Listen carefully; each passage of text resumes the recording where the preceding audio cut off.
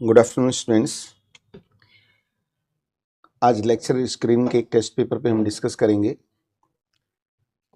तो क्लास तो ये आपकी लाइव कंप्लीट हो गई है। रिकॉर्डिंग जो क्लास है उसको अपडेट रखिए, देखते रहिए आप लोग और टेस्ट पेपर करते रहिए। जितने भी पेपर सोल्व करोगे आपका कॉन्फिडेंस डेवलप होता है उससे। दुर्गा सिंह, कैलाशी, अमित, काव्या बिष्ट, काफ़ी लोग मेरे साथ जुड़ गए हैं। तो पेपर करने की जो स्ट्रेटजी होती है वो मैं पहले ही बता चुका हूँ। सब लोग कॉपी पेन लेकर बैठ गए होंगे। एक बार फिर देखना है कि कितना आप सही कर पाते हैं, कितने क्वेश्चन आपसे गलत होते हैं। तो शुरुआत करते हैं। कंप्लीट पेपर रखा गया है, इसमें पूरा general study, history, polity, economics, geography, general science, current affair के भी क्वेश्चन हैं, reasoning, math, pedagogy, Uttarakhand, Poonam Thapliyal ji. काफ़ी लोग जुड़ चुके हैं मेरे साथ। अभी एक क्वेश्चन करंट अफेयर से शुरुआत होती है। 2026 में जो कॉमनवेल्थ गेम हैं वो कहाँ होंगे? रितु जी।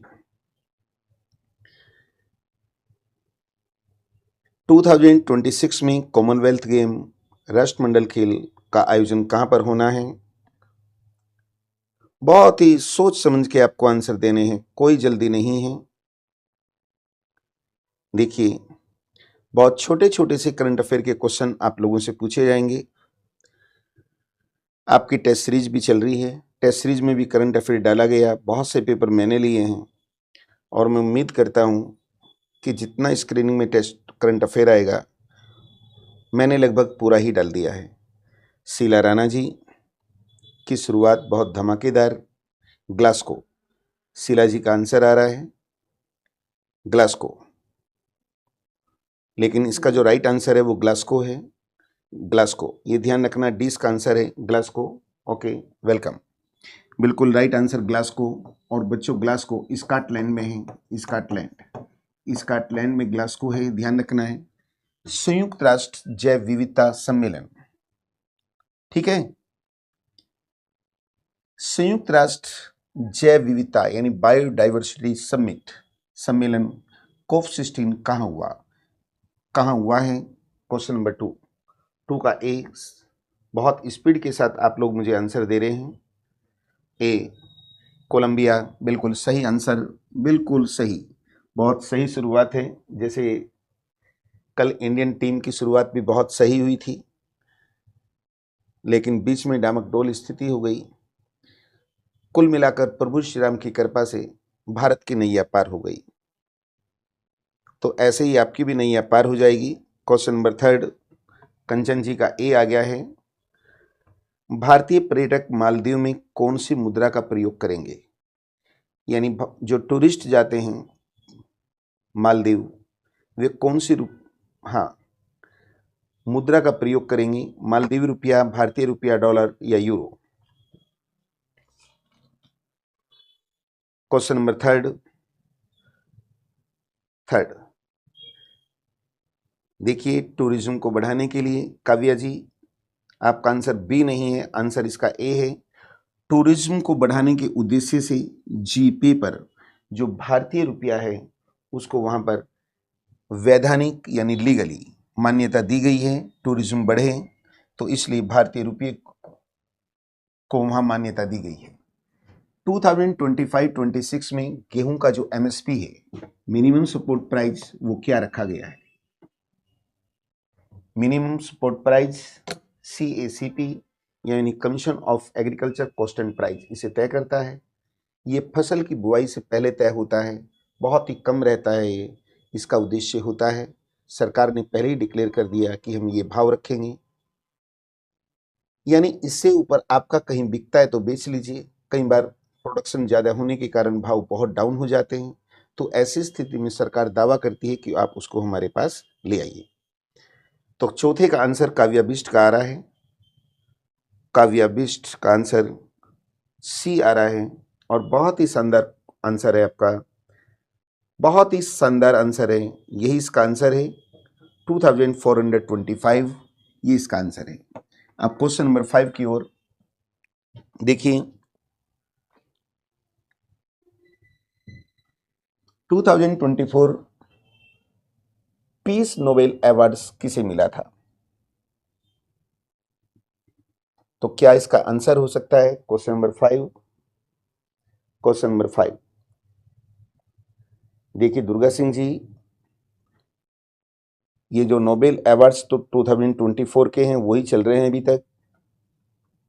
इसमें जैसे इकोनॉमिक्स की बात करते हैं, शांति की बात करते हैं, तो उनमें एक दो को देख लीजिए। और हान किंग बिल्कुल सही आंसर दे रहे हैं आप लोग, बहुत ही बेहतर प्रदर्शन, बहुत ही अच्छा। लेकिन इतने लोग लाइव जुड़े हैं मेरे साथ, लेकिन रेस्पॉन्स जो दे रहे हैं वो बहुत ही चंद लोग हैं। बाकी मुझे लगता है डोरमेंट स्थिति में हैं, डोरमेंट यानी सुसुप्त अवस्था में। एक तो टाइम भी ऐसा हो रहा है, होली का सीजन भी चल रहा है। निम्न में से किस कमेटी का गठन बजट पेश होने के बाद होता है? कौन सी कमेटी पार्लियामेंट्री कमेटी है? जैसे यहां पर दिया है public undertaking committee, estimate committee, फिर दिया है public account committee and none of this. ये क्वेश्चन मैंने क्लास में भी आपको कराया है बिंदिया रानी जी।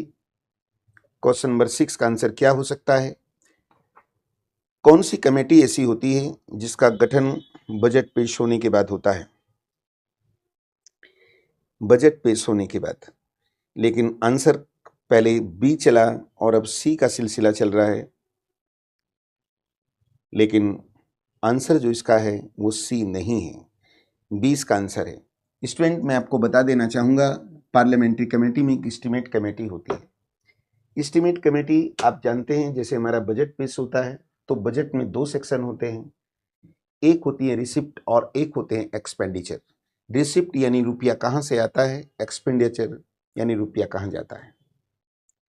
सपोज कीजिए इस बजट में सपोज करें, यानी कहा गया कि जीडीपी का 5% एजुकेशन पे जाएगा, तो जीडीपी का 5% भी अपने आप में हजारों करोड़ होता है। तो ऐसा नहीं कि शिक्षा मंत्रालय को उसका पैसा शुरू में ही दे दिया जाएगा। जो एजुकेशन मिनिस्ट्री खर्च करती है, सपोज दैट उसने कहा कि मैं भारत में जितने भी यूनिवर्सिटीज़ हैं वहाँ हर यूनिवर्सिटी में हमें 100 कंप्यूटर रखवाने हैं, सपोज कीजिए। तो बच्चों वे एक एस्टीमेट तैयार करते हैं कि भाई 100 कंप्यूटर के हिसाब से 1 लाख कंप्यूटर लगेंगे और 1 लाख रुपए के जो कंप्यूटर हैं उस पर इतना खर्च होगा, ठीक।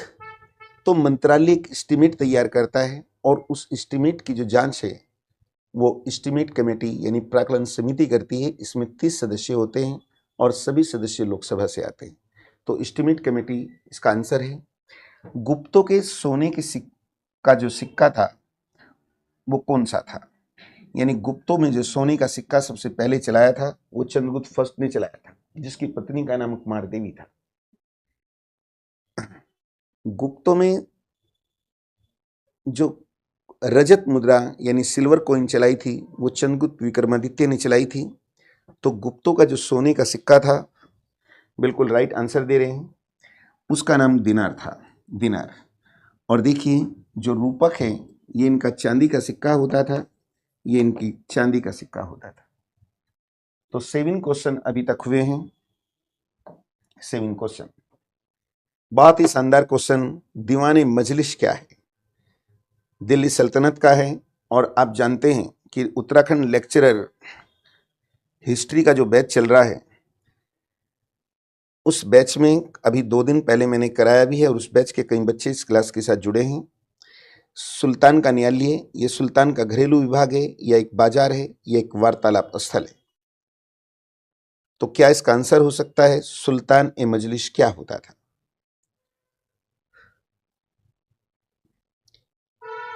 एडवोकेट जितेंद्र सिंह, दुर्गा सिंह जी, सोनिया और पुष्पा जोशी, वहां से आंसर आना चाहिए। और 2 लोगों का आंसर आया है अभी तक, 2 का क्या काफी लोगों का आ गया है। हाँ, सुल्तान का जो न्यायालय है, देखिए उसी को हम दीवाने मजलिस कहते थे। चाहे आप एंसेंट हिस्ट्री की बात करें राजाओं की, चाहे मिडवल में सुल्तान और बादशाह यानी सल्तनत और मुगलों की बात करें, सुल्तान या राजा या बादशाह as it CJI chief justice of India की तरह काम करता था। उसका जो दरबार था वो सुप्रीम कोर्ट की तरह काम करता था, लेकिन उसे दीवान मजलिस कहते थे। इसके अतिरिक्त वहां 2 और जस्टिस होते थे। एक होता था काजी, सुल्तान के बाद काजी का नाम आता है काजी, और जो दूसरा होता था उसे सदर कहते थे, जो धार्मिक न्यायालयों का न्यायाधीश था। धार्मिक न्यायालयों का न्यायाधीश था। शिवाजी की कौन सी पत्नी सती हुई थी?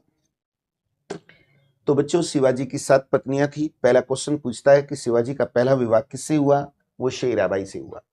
दूसरा विवाह साईबाई से हुआ था। और शिवाजी का जब राज्याभिषेक हुआ रायगढ़ में, तो शिवाजी का पुनर्विवाह किया गया था, और वो पुनर्विवाह भी शेराबाई से हुआ था। यहाँ पर एक तारियाबाई है, एक पुतलीबाई है। Question number 9।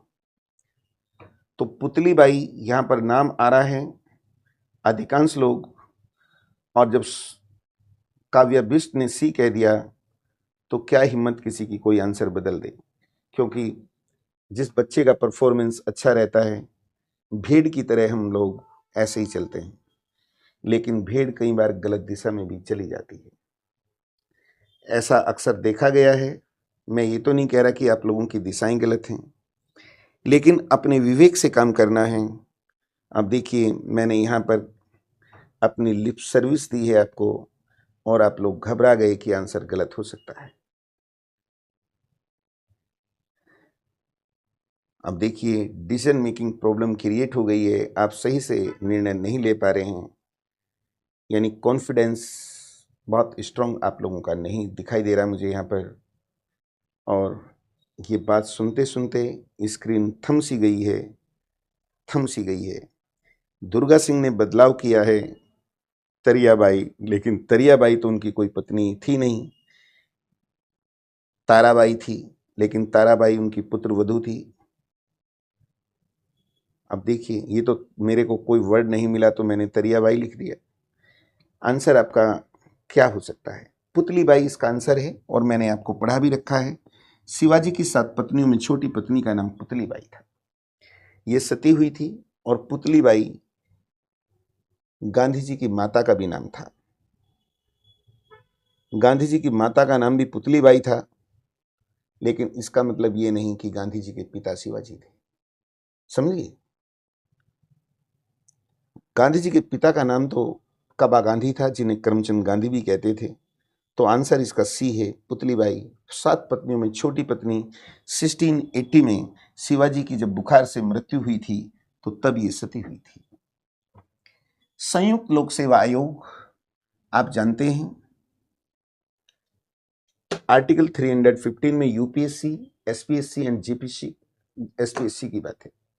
यानी भारत में एक यूनियन पब्लिक सर्विस कमीशन होगा, प्रत्येक राज्य में एक स्टेट पब्लिक सर्विस कमीशन होगा, लेकिन 2 या 2 से अधिक राज्यों का एक ज्वाइंट पब्लिक सर्विस कमीशन भी हो सकता है। तो ज्वाइंट पब्लिक सर्विस कमीशन के जो अध्यक्ष और सदस्य होते हैं, उनकी नियुक्ति कौन करते हैं? जैसे यूपीएससी में नियुक्ति राष्ट्रपति करते हैं, एसपीएससी में गवर्नर करते हैं, तो जेपीएससी का क्या आंसर हो सकता है? जेपीएससी, काव्या बिष्ट का आंसर आया है, और इस बार काव्या बिष्ट बड़े हौसले के साथ आई है, और इसी के साथ आपका राइट आंसर आ रहा है बी। तो ध्यान रखना, जेपीएससी के अध्यक्ष एवं सदस्य जो होते हैं, ठीक है, इनकी नियुक्ति भी राष्ट्रपति करते हैं। अब यहाँ 4 साल दिए हैं मैंने, 1000, 1100, 1200 एंड 1400 में कौन लीप सेंचुरी है? कौन सी लीप सेंचुरी है? क्या इसका आंसर हो सकता है? लीप शताब्दी। बहुत ही आसान क्वेश्चन, बहुत ही आसान क्वेश्चन है। आप लोगों का जब मैं टेस्ट पेपर डिस्कस करता हूं, बड़ा अच्छा लगता है, क्योंकि आपका परफॉर्मेंस बहुत ही जबरदस्त इस बार मैं देख रहा हूं। ये बैच, इस बैच में करीब 200 से ज़्यादा स्टूडेंट एट प्रेजेंट हैं। 200 से ज़्यादा ऑनलाइन इस बैच में हैं। सी आंसर कह रहे हैं अमित जी।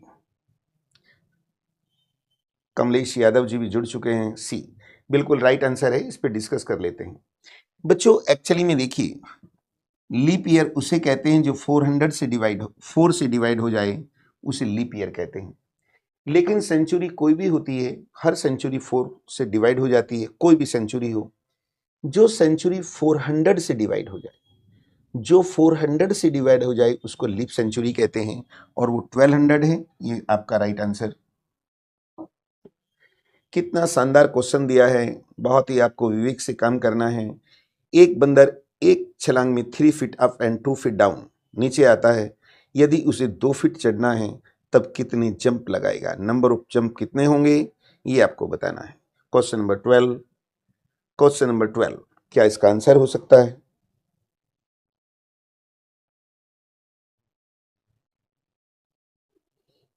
एक बंदर एक छलांग में 3 फीट ऊपर जाता है और 3 फीट नीचे आता है, यदि उसे 2 फीट ऊपर चढ़ना है तब कितनी छलांग लगाएगा? क्या गजब का क्वेश्चन बनाया, और ये इतना इजी क्वेश्चन है आप लोगों के लिए, तो बहुत ही आसान सी बात है, लेकिन सोचने के लिए बाध्य हो गए हैं आप कि क्या इसका आंसर दें,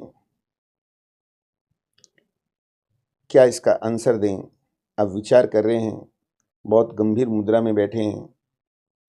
आप देखिए, कैलाश जी का 1 आ रहा है, दुर्गा सिंह का B आ रहा है, शीला मैम का A आ रहा है, लेकिन लाइव तो काफी लोग जुड़े हैं, 3 लोगों का आंसर अभी तक आया है।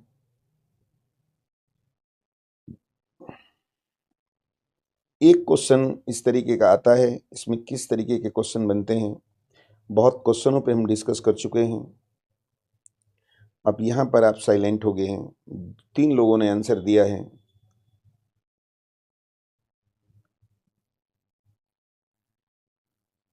चलो, डर गए आप लोग। बिंदिया रानी, आपका भी A आ रहा है, और इसका आंसर जो है, दिशा Arya ji, something wrong.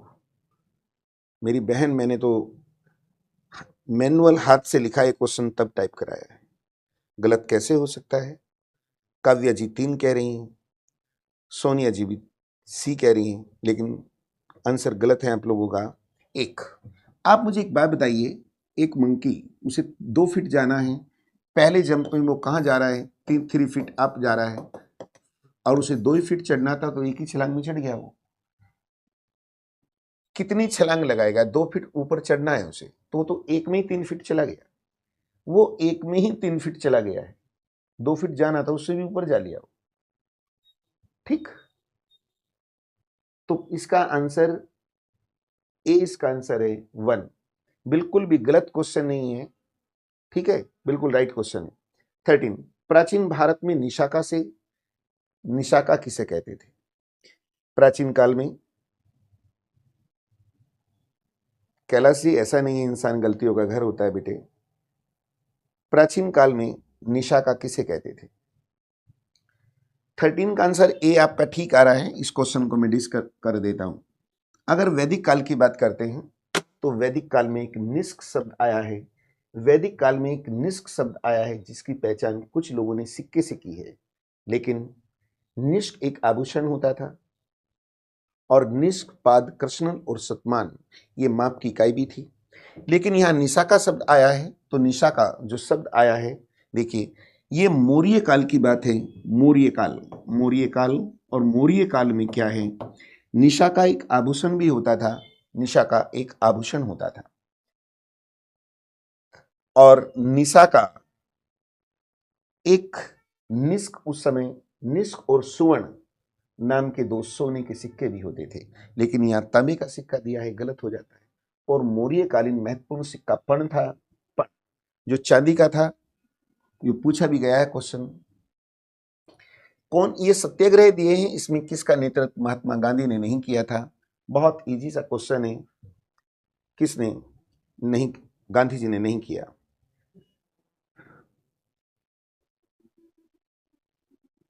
Question number 14 का आंसर क्या हो सकता है? भारत छोड़ो आंदोलन, क्विक इंडिया मूवमेंट 1942, सविनय अवज्ञा आंदोलन, सिविल डिसओबीडिएंट मूवमेंट 1930 है, बारदोली सत्याग्रह 1928 एंड खेड़ा सत्याग्रह 1918। कौन सा ऐसा था जिसका नेतृत्व गांधी जी ने नहीं किया? कैलाश चौहान जी का आंसर ए आ रहा है, ए। अमित जी का भी ए आया है और संभवतः ठीक हो सकता है आपका आंसर। दुर्गा सिंह जी भी ए कह रहे हैं। अच्छा, कमलेश यादव जी ट्रैक से हट के आंसर दे रहे हैं। कमलेश यादव जी 14 का सी, सोनिया भी सी कह रही हैं और ट्रैक से हटना भी चाहिए, क्योंकि जहां को भीड़ चलती है जरूरी नहीं कि वो सही दिशा हो,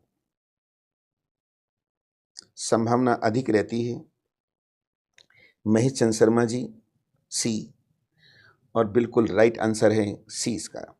बच्चों, बारदोली सत्याग्रह जो था आपने सुना भी होगा, गांधी जी का नहीं था, ये था वल्लभ भाई पटेल का था। किसने भारतीय राष्ट्रीय कांग्रेस के विरुद्ध अनुनय, विनय और विरोध की राजनीति का दोष लगाया था?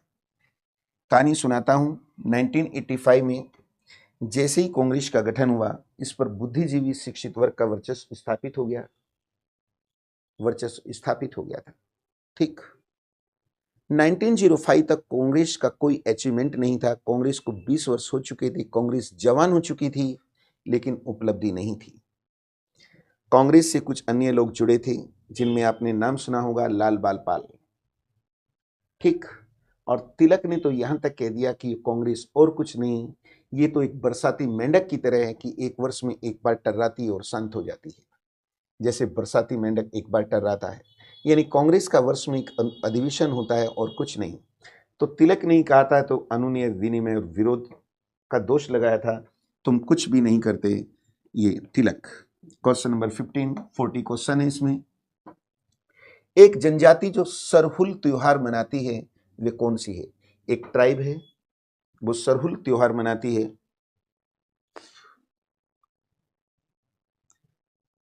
क्वेश्चन नंबर 16, और इस तरीके के क्वेश्चन बहुत ज्यादा पूछे जाते हैं आजकल। 15 का आंसर आपने दिया, अब क्वेश्चन 16 की ओर। लेकिन बच्चों, जो क्वेश्चन ना आए उस क्वेश्चन को छोड़ना ही बेहतर होता है। 16 का मुंडा आंसर है। बिरसा मुंडा का आपने नाम सुना होगा, अंग्रेजों का बहुत जबरदस्त तरीके से उन्होंने विरोध किया था। झूमिंग सर्वाधिक व्यवहारत है, यानी झूमिंग खेती, इसे शिफ्टिंग कल्चर कहते हैं। शिफ्टिंग कल्चर यानी झूमिंग खेती। आप जानते हैं झूमिंग खेती ये कहाँ अपना सर्वाधिक कहाँ अपनाई जा रही है? झूमिंग खेती यहां सर्वाधिक पूछा गया है, सर्वाधिक। 16 दुर्गा सिंह, आप ए कह रहे हैं और बिल्कुल राइट आंसर है आपका। नहीं, ए नहीं, नागालैंड, सी है इसका आंसर। तो आज भारत की जो फॉरेस्ट्री कम है, फॉरेस्ट कम होने के कई रीजन होते हैं, कई रीजन। उसका पहला रीजन है अर्बेनाइजेशन, दूसरा इंडस्ट्रियलाइजेशन, तीसरा शिफ्टिंग कल्चर है, शिफ्टिंग कल्चर। तो ये लोग क्या करते हैं, जो ट्राइब बेसिकली यहाँ रहती है, जंगल को काटती है, वहाँ 6-7 साल खेती करते हैं, क्योंकि वहाँ की लैंड ह्यूमस के कारण फर्टाइल रहती है। 6-7 साल के बाद जब वो अनफर्टाइल हो जाती है, उस जगह को छोड़ देते हैं, दूसरी जगह जंगल को काटते हैं। तो ये इसका आंसर। देखिए, एक सज्जन का मैसेज था मेरे पास कि आप जो टेस्ट सीरीज करा रहे हैं, क्या गारंटी है यहाँ से क्वेश्चन आएगा? अरे मैं कैसे गारंटी ले लूं? तो गारंटी तो मेरी भी नहीं है, कल का सवेरा मैं देखूंगा या नहीं। गारंटी कौन किसकी ले सकता है? क्या गारंटी है? तो मैंने तो कहा ही नहीं कि आप गारंटी लीजिए। जरूरी थोड़े कि पेपर इसमें से बनेगा, जरूरी थोड़े कि जो जीत आईएएस ने पढ़ाया है वहीं से पेपर बनेगा, ऐसा नहीं होता। कोचिंग का काम तो आपको दिशा दिखानी होती है कि आपको किस दिशा में जाना है। एक्सपर्ट के अनुभव होते हैं। अब मुझे भी इतनी मुद्दत हो गई है, इतनी मुद्दत मुझे पढ़ाते हुए हो गई, तो कुछ अपने जो अनुभव हैं वही मैं आपके साथ शेयर करता हूं। तो गारंटी कुछ नहीं हो सकती, लेकिन इतना शानदार पेपर होते हैं ये। जब आप पेपर देखते हैं और पेपर में देखते हैं कि जो कोचिंगों में पढ़ते हैं, यार वहां से तो क्वेश्चन ही नहीं आया। मैं वे क्वेश्चन कभी डालता ही नहीं जो सब जानते हैं, मैं तो क्वेश्चन ही वे डालता हूं जो आपको कंफ्यूज करते हैं। ठीक, तो गारंटी कुछ नहीं हो सकती। अब यार हक्कम सिंह तो मैं हूं नहीं जो गारंटी ले लूं। हक्कम सिंह को तो 10 लाख रुपए दे देते हैं, और यहाँ फीस की अगर बात आती है तो 4,000 5,000 में भी हिसाब लगाते हैं। तो हक्कम सिंह तो नहीं है, पृथ्वी लोक पे रहने वाले एक आम आदमी है। अपने अनुभव 10 डिग्री चैनल किसको अलग करता है? 10 डिग्री चैनल आपने नाम सुना होगा। 10 degree channel, 8 degree channel, 9 degree channel.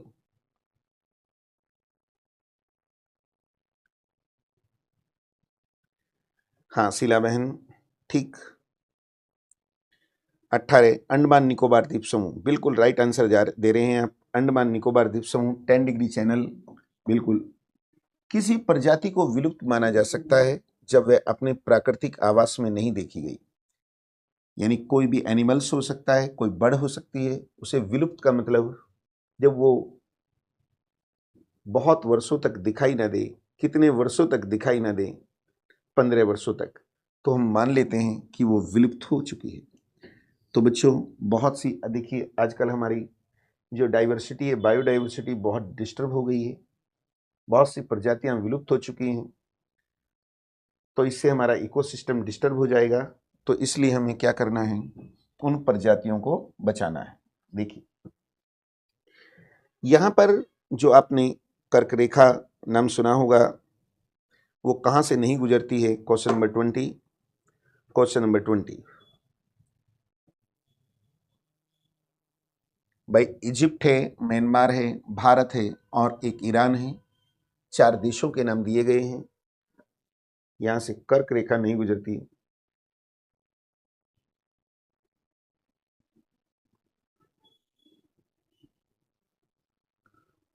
कर्क रेखा, कर्क रेखा अगर बिल्कुल आप नहीं जानते तो आप अपना भाग्य मत आजमाइए। महेश चंद्र शर्मा जी, ईरान आप आंसर दे रहे हैं, और ईरान बिल्कुल सही आंसर आ रहा है। ईरान। जो नहीं आता क्वेश्चन को छोड़ा जा सकता है। संसार में सर्वाधिक नगरीकृत, बच्चों नगरीकृत का मतलब होता है परसेंटेज के आधार पर अर्बन। अर्बन परसेंटेज के आधार पर अर्बेनाइजेशन किसका सबसे ज्यादा है? तो जैसे भारत के संदर्भ में देखते हैं कि सर्वाधिक नगरीय जनसंख्या जो है, नंबर ऑफ पॉपुलेशन की बात करते हैं तो महाराष्ट्र है। सर्वाधिक नगर की बात करते हैं तो उत्तर प्रदेश में है। सर्वाधिक नगरीकृत राज्य की बात करते हैं तो गोवा है। गोवा। नगरीकृत यानी परसेंटेज में सबसे कम नगरीकृत हिमाचल प्रदेश है। उत्तराखंड में सबसे ज्यादा नगरीकृत जो है वो देहरादून है, और उत्तराखंड में सबसे कम नगरीकृत जो जिला है वो बागेश्वर है। यूटीएस में सर्वाधिक नगरीकृत दिल्ली है, और सबसे कम कौन है? अंडमान निकोबार द्वीप समूह, जिसकी डेंसिटी सबसे कम है। तो सिंगापुर 100% है, ये आपको ध्यान रखना है। आगे की ओर बढ़ते हैं। मीना लाओ एक एक्टिव वोल्केनो है, सक्रिय ज्वालामुखी है, तो वो कहां का है? क्वेश्चन नंबर 22 वर्ल्ड ज्योग्राफी का क्वेश्चन है। आपको इंडिकेट कर देता हूं। होनोलुलु एक कैपिटल है, वो अलास्का, इटली, जापान या हवाई द्वीप की है? बताइए किसकी है? वहीं पे एक एक्टिव वोल्केनो है, हवाई द्वीप। शीला बहन, थैंक यू। शीला बहन, मैंने भी एग्जाम दिए हैं, लेकिन लापरवाही कहीं ना कहीं रही, जो सफलता नहीं मिल पाई। देखो अलास्का नहीं है इसका आंसर। 22 मेरा सब्जेक्ट नहीं है, लेकिन मुझे पता नहीं क्यों लग रहा है जो हवाई द्वीप है, हवाई द्वीप ये इसका है। ध्यान रखना बच्चे, जो हमारा बजट होता है उसमें केंद्रीय बजट में राजस्व व्यय की सबसे बड़ी मदद क्या है? जो एक्सपेंडिचर भारत का होता है, क्या डिफेंस पे होता है, या मुख्य उपादान, ब्याज की अदायगी और राज्यों को अनुदान दिया जाता है? देखिए अगर हम इंटरनेशनल मॉनेटरी फंड की बात करते हैं तो भारत उसका संस्थापक सदस्यों में से एक है, और भारत आज आईएमएफ को लोन देता है, लेता भी है, देता भी है, लेकिन वर्ल्ड बैंक उससे कर्ज लेता भी है, लेता है। कर्ज भारत के ऊपर है, और लेकिन कर्ज तो है हर इंसान के ऊपर, क्योंकि वर्ल्ड बैंक से लिया है, लेकिन भारत का विदेशी मुद्रा भंडार भी बहुत अच्छा है आज की स्थिति में, तो स्थिति खराब नहीं है। और सी इसका आंसर आप दे रहे हैं, बिल्कुल सही आंसर आप दे रहे हैं। आगे की ओर बढ़ते हुए, अकबर ने सर्वप्रथम वैवाहिक संबंध राजपूतों के जिस राजगृह से स्थापित किए वह कौन सा था? अकबर के 3 राजपूत घरानों से वैवाहिक संबंध थे, उनमें एक नाम आता है आमेर, एक नाम आता है जैसलमेर जैसलमेर और एक नाम आता है बीकानेर। तो देखिए 1562 में अकबर ने भारमल, एक शासक भारमल था, भारमल जिसे बिहारी मल भी कहते हैं, उसकी पुत्री से विवाह किया था, और वो पुत्री से जो विवाह किया था वो बुंदेलों से, राठौरों से, सिसोदियों से, कछवाओं से, किससे थी? देखिए भारमल कछवा वंश का था, एक क्वेश्चन कई बार पूछा गया है, तो कछवाहों से विवाह किया था। भारमल की पुत्री थी हरकाबाई, जिसे मरियम जुमानी भी कहते हैं, उससे विवाह किया। भारमल ने अकबर की अधीनता स्वीकार की और अपने पुत्र भगवान दास और पौत्र मानसिंह को अकबर की सेवा में नियुक्त किया था। सिसोदिया वंश का महाराणा प्रताप था, और महाराणा प्रताप ने कभी भी अकबर की अधीनता को स्वीकार नहीं किया। महाराणा प्रताप का पुत्र था अमर सिंह, उसने 1615 में जहांगीर की मेवाड़ की संधि के द्वारा अधीनता स्वीकार की थी। हाँ चलो, निम्नलिखित में से जिस एक शासक ने ईस्ट इंडिया कंपनी को दीवानी प्रदान की थी वह कौन था? ईस्ट इंडिया कंपनी वो कौन था, ये आपको बताना है कौन था। Farrukhsiyar, Shah Alam second first, Shah Alam second and Shujauddaula. History की क्लास में मैंने आपसे ये डिस्कस किया था। 25 का ए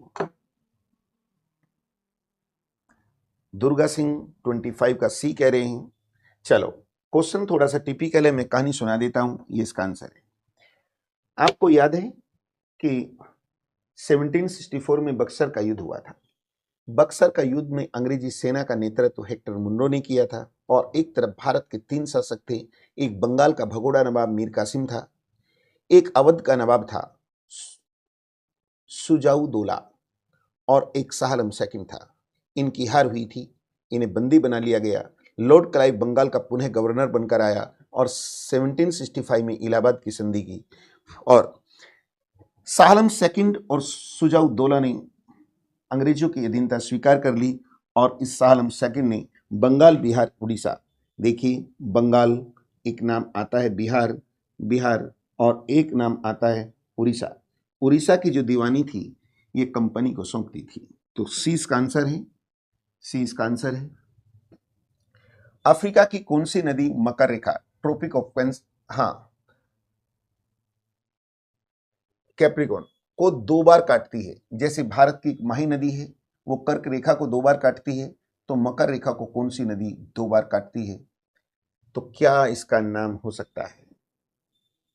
मकर रेखा को कौन सी नदी है जो 2 बार काटती है? क्या इसका आंसर हो सकता है? ज्योति पांडे काफी देर के बाद नजर आई है बहन मेरी। लिम्पोपो, ठीक है, चलो सही आंसर दे रहे हैं। भारतीय राष्ट्रपति के रिक्त पद को भर दिया जाना चाहिए। तो आप जानते हैं कि राष्ट्रपति का जो पद होता है, यदि वो एब्सेंट रहते हैं तो आर्टिकल 65 के द्वारा वाइस प्रेसिडेंट उपराष्ट्रपति के पद का निर्वहन करते हैं। यदि वो भी एब्सेंट रहते हैं तो सुप्रीम कोर्ट के चीफ जस्टिस। अभी तक एक बार ऐसा हुआ, डॉक्टर जाकिर हुसैन की पद पर रहते हुए डेथ हो गई, वीवी गिरी उपराष्ट्रपति ने त्यागपत्र दे दिया, और 2 माह के लिए सुप्रीम कोर्ट के जस्टिस हिदायतुल्लाह ने राष्ट्रपति के पद का निर्वहन किया। तो बच्चों देखिए 6 माह, किसी भी स्थिति में 6 माह से अधिक राष्ट्रपति का पद रिक्त नहीं हो सकता। ठीक, अब आगे की ओर बढ़ते हुए, कोयला खानों में विस्फोट के लिए यह समझा जाता है कि इसके लिए मुख्यतः उत्तरदायी गैस है। तो कौन सी गैस ऐसी है जो कोल माइंस के अंदर विस्फोट करती है? क्वेश्चन नंबर 28, बहुत इजी सा क्वेश्चन है, बहुत ही शानदार क्वेश्चन आ रहे हैं, बहुत ही शानदार। अब मुझे नहीं पता कि आपको कैसे लग रहे होंगे। हाँ, स्क्रीन के जैसे पेपर पहले आए हैं, उनसे लेवल थोड़ा सा बढ़ाया गया है आपका, और लेवल इसलिए बढ़ाया गया है क्योंकि आजकल के जो पेपर आ रहे हैं उनका आप लेवल देख भी रहे होंगे। तो मिथेन सही आंसर दे रहे हैं। ग्लोबल 500 पुरस्कार प्रदान किया जाता है। ग्लोबल 500 अवार्ड्स किस क्षेत्र में दिया जाता है? 28 का डी, 29 पे आ जाएंगे। सोनिया जी आंसर दे रही हैं। सोनिया जी को कोई टेंशन नहीं है क्योंकि सोनिया जी का एलटी में सिलेक्शन हो चुका है, इनकी बहन का भी सिलेक्शन हो चुका है। बड़ा दावा कर रही थी सिलेक्शन हो जाएगा, तो पता नहीं गुलाब जामुन बोल रही थी क्या खिलाऊंगी। अब मुझे तो याद भी नहीं ये खिला के गई या कोई और खिला कर गया है। हाँ चलो, ए आंसर दे रहे हैं सागर नगरकोटी जी, बिल्कुल राइट आंसर है। और इस पुरस्कार को यूनेस्को इस पुरस्कार को देता है। आगे बढ़ते हैं। माई लाइफ शीर्षक आत्मकथा, ऑटोबायोग्राफी माई लाइफ किसकी है? Doctor Rajendra Prasad, Abul Kalam ji, Hillary Clinton and Bill Clinton, किसकी हो सकती है? सोनिया जी थैंक यू, बस ऐसे हंस के दिखाते रहोगे और टाल दोगे, फिर कहोगे गुरुजी तो बात बहुत पुरानी हो गई है। चलो, बधाई आपको एक बार फिर सोनिया जी, आप मेरे बच्चे हैं। अच्छा लगता है जब आपके रिजल्ट आते हैं। तो स्टूडेंट्स देखिए, आर्टिकल 30 में सी इसका आंसर है। अमेरिका के राष्ट्रपति, पूर्व राष्ट्रपति बिल क्लिंटन, ये इसका आंसर है। प्राक मुगल काल में निम्नलिखित में से कौन सा स्थान भारत का सिराज समझा जाता था? कौन सा स्थान सिराज समझा जाता था? तो आपको बताना चाहूंगा, ये जो पटना है, पटना, पहले क्वेश्चन सुन लीजिए। एक हर्यक वंश का शासक था जिसका नाम आज हिस्ट्री की क्लास में पढ़ाया था, ओ सॉरी, वो मैंने लोअर पीसीएस की क्लास में पढ़ाया। हर्यक वंश का एक शासक होता था उदयन, उसने पाटलिपुत्र नगर बसाया था और पाटलिपुत्र को पटना नाम शेरशाह सूरी ने दिया। ये इसका आंसर नहीं है। आगरा की बात करते हैं, आगरा भी इसका आंसर नहीं है। इसे सिकंदर लोदी ने बसाया और अपनी राजधानी बनाया था। अब देखिए अजमेर, अजमेर राजस्थान में है, मेनुद्दीन चिश्ती की दरगाह है। और ये जो जौनपुर है, जौनपुर, इसे फिरोज तुगलक ने बसाया था। तो जौनपुर ही इसका आंसर है। चूंकि जौनपुर शिक्षा का केंद्र होता था इसलिए इसे भारत का सिराज कहते हैं। लेकिन नसीरुद्दीन फिरोज तुगलक ने बसाया। 5 नगर बसाए थे, हिसार, जौनपुर, फिरोजाबाद, फिरोजपुर और फतेहाबाद। लेकिन नसीरुद्दीन महमूद तुगलक के समय स्वतंत्र हो गया है और फिर बहलोल लोदी ने इसे जीतकर पुनः सल्तनत का हिस्सा बनाया। जौनपुर भारत का सिराज कहते हैं। आगे की ओर बढ़ते हैं। जिन 2 राज्यों को औरंगजेब ने दक्कन से जीता था वे कौन से थे? बार बार क्वेश्चन पूछता है, बार बार क्वेश्चन। अभी कनिष्ठ साहिब में भी शायद संभवतः क्वेश्चन पूछा गया था, उसमें भी क्वेश्चन पूछा गया था। अब इसके बाद उत्तराखंड के क्वेश्चन आ जाएंगे। बीजापुर और गोलकुंडा है, ये औरंगजेब ने जीते थे। बीजापुर को ईयर पूछता है 1686 से और गोलकुंडा को 1687 में जीतकर अकबर की दक्षिण नीति को पूरा किया था। यही रीजन था कि मुगलों में सबसे बड़ा साम्राज्य जो था वो औरंगजेब का था। नेक्स्ट क्वेश्चन, चमोली के किस गांव से? 32, 33 का आंसर क्या हो सकता है? 33 पे आ जाएंगे। अब जो आप लोग का ए आप कह रहे हैं मलारी। उत्तराखंड को तो घोट घोट के आप लोगों ने पिया है, यहां तो आपको कोई मत दे ही नहीं सकता। ए इसका आंसर है, ए इसका आंसर है। कत्यूरी शासकों की ऑफिशियल लैंग्वेज क्या थी? कत्यूरी शासक, क्वेश्चन नंबर 34। सागर नगरकोटी जी कृपया क्वेश्चन का नंबर डालते रहेंगे, इससे मुझे पता लगता रहेगा कि आप कौन से क्वेश्चन का आंसर दे रहे हैं। क्वेश्चन नंबर 34 का सी आप कह रहे हैं, बिल्कुल राइट आंसर। संस्कृत इनकी ऑफिशियल लैंग्वेज थी। प्राचीन काल में एस्कोट राजधानी किसकी थी? एस्कोट राजधानी किसकी थी? Question number 34। कत्यूरी, चलो सबको पता है आप देखिए यहाँ पर 3 क्वेश्चन जो आएंगे वो पेडागोजी के आएंगे, फिर 2 क्वेश्चन रीजनिंग के आएंगे। मूल्यांकन लाभप्रद होता है। 36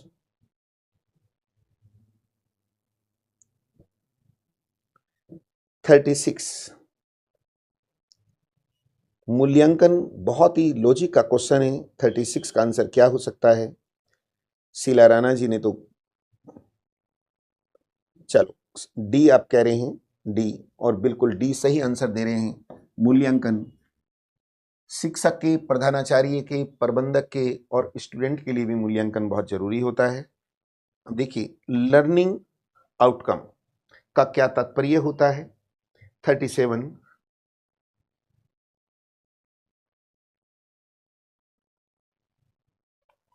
2 क्वेश्चन लास्ट के जो हैं बहुत ही शानदार होंगे। 37 ए, 37 का आंसर मुझे तो ए लग रहा है। 37 का आंसर ए है, ए। अब 38 पे आ जाते हैं। 38 अधिगम अनुभवों को प्रदान करते समय शिक्षक को ध्यान रखना चाहिए।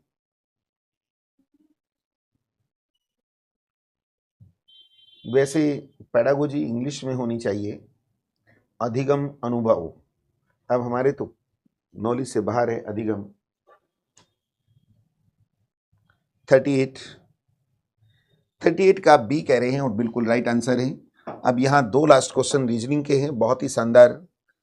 तो आप देख ही रहे होंगे यहाँ पर 39 का आंसर क्या होगा। ये 2 क्वेश्चनों में आपको एक क्वेश्चन के लिए 1 मिनट मिलेगी आपको।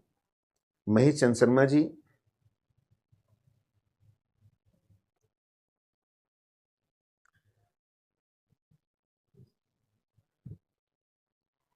क्वेश्चन नंबर 39 का आंसर क्या हो सकता है?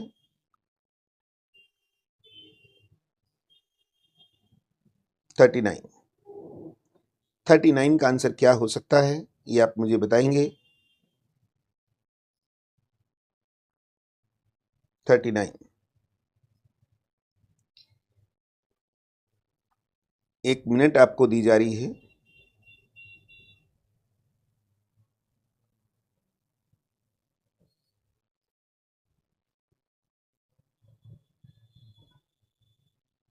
क्वेश्चन बहुत इजी है, लेकिन यदि हम प्रैक्टिस में नहीं रहते तो हम क्वेश्चन को लैग कर जाते हैं। बी आप कह रहे हैं महेश चंद्र शर्मा जी, राइट आंसर के साथ।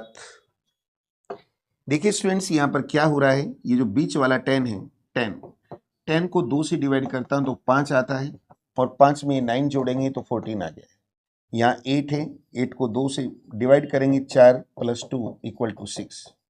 यहाँ 4 है, 4 को 2 से डिवाइड करेंगे 2 आता है, 2 आता है। 2 में क्या जोड़ें कि 8 हो जाए, तो ये है। अब आज की क्लास का लास्ट क्वेश्चन देखिए क्या इसका आंसर हो सकता है।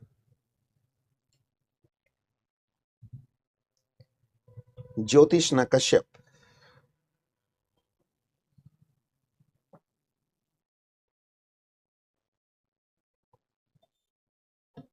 40 क्वेश्चन, 44 मिनट आपको लगी हैं इसमें, 45 मान सकते हैं। इस क्वेश्चन का आंसर क्या हो सकता है, कोशिश कीजिएगा।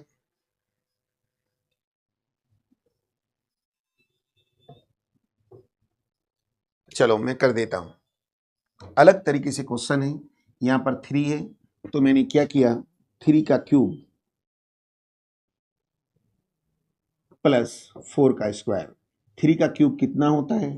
27 + 16 = 43।